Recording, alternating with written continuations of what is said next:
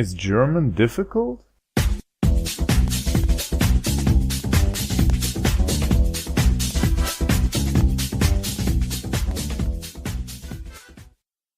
Some people call German a difficult language, but is it really that difficult?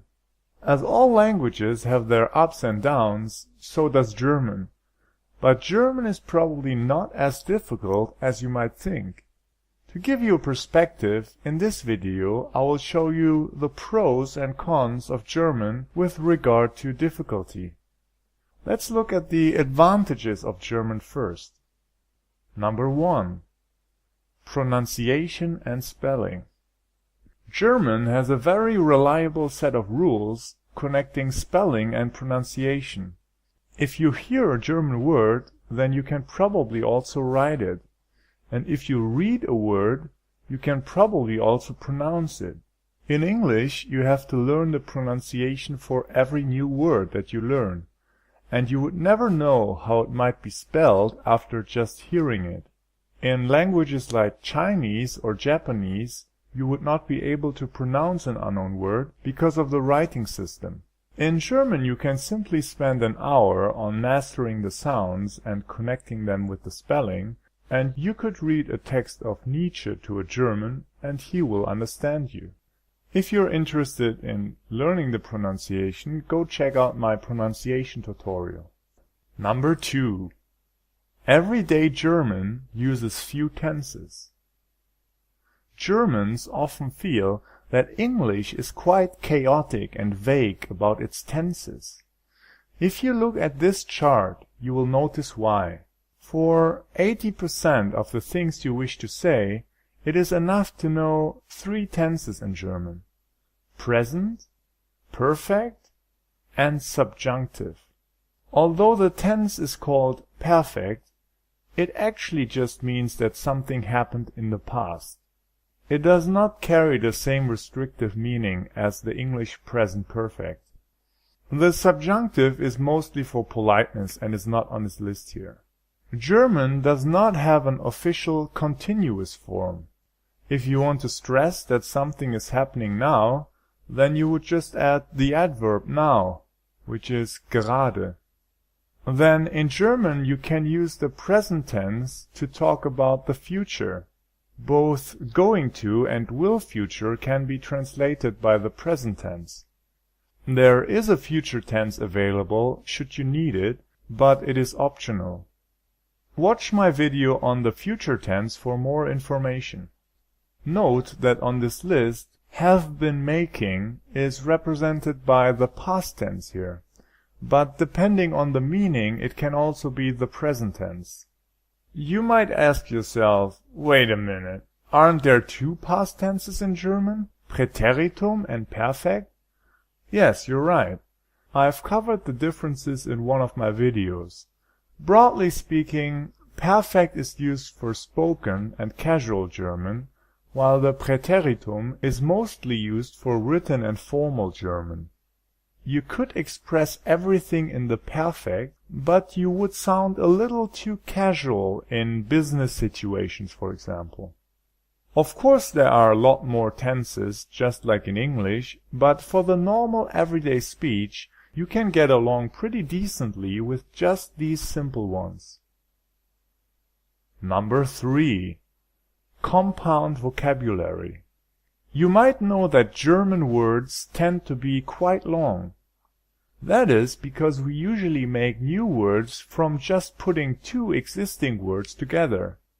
It might look complicated when you don't know any German words, but in fact that makes it really easy to understand new words. Let me give you an example. Look at these English words: hearse, morgue, ambulance, hospital. If you don't know any of the words, then you will have no chance of guessing the meaning. Now let's look at the German equivalents. Leichenwagen, Leichenhaus, Krankenwagen, Krankenhaus. Now, if you know that Haus means house, and Wagen means wagon or car, and you know that Leiche means dead body and Kranke means sick people, then you can guess the meaning of the compound word. It is obvious that a sick people wagon is an ambulance and a dead body wagon is a hearse. And that is so with most of the German words. That makes German vocabulary increasingly simple to learn, while on high levels of English it becomes increasingly difficult to master the so-called hard words, which are loan words from other languages. Number 4. Numbers. Numbers can be quite difficult in Asian languages, for example. In German, as well as in English, they are quite simple. To count things, you say the number followed by the things you count in the plural form. That's it. Just to give you a perspective here, in Japanese or Korean, you have 2 sets of numbers to learn for different situations. And on top of that, every category of things is counted by a different variation of those. If you want to learn the German numbers, there's a tutorial on this channel about that. These are some advantages of German.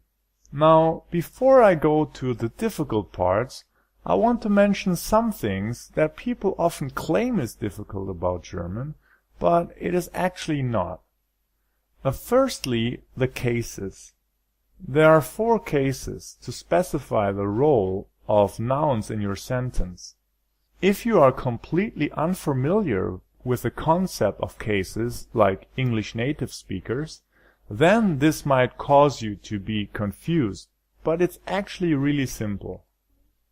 People who don't have articles in their language can also find it difficult to understand the idea of what both types of articles actually mean.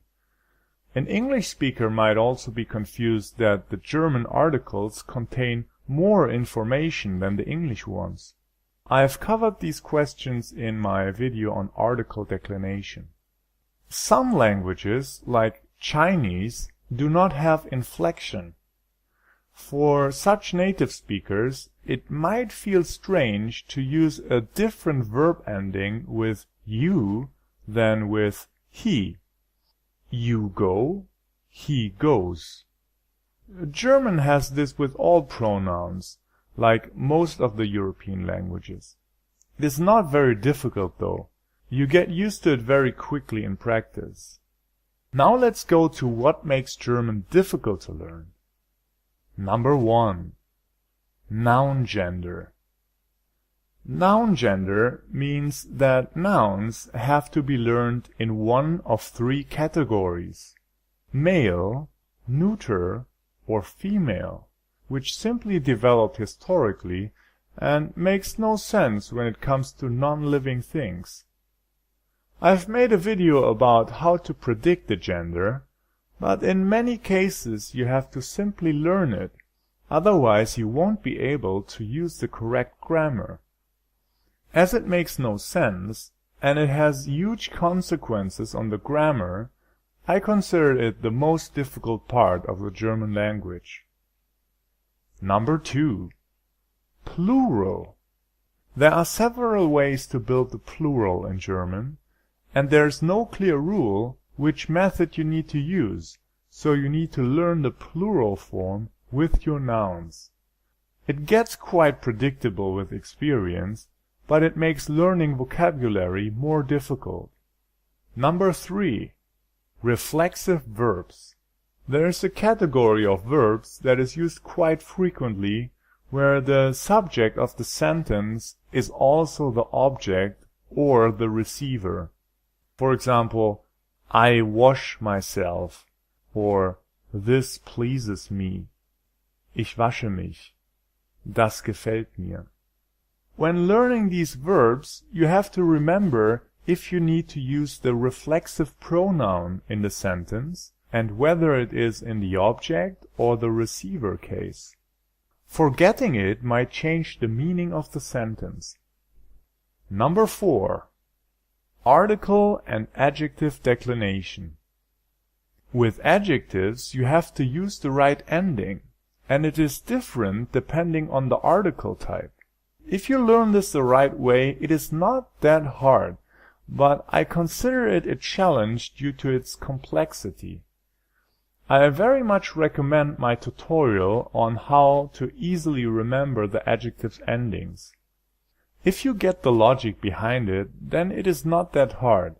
But many people try to learn the entire chart by heart, and that makes it very difficult for them.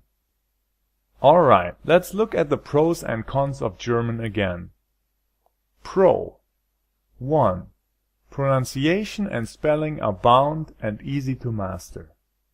2. You can say most everyday things with just 3 easy tenses. 3.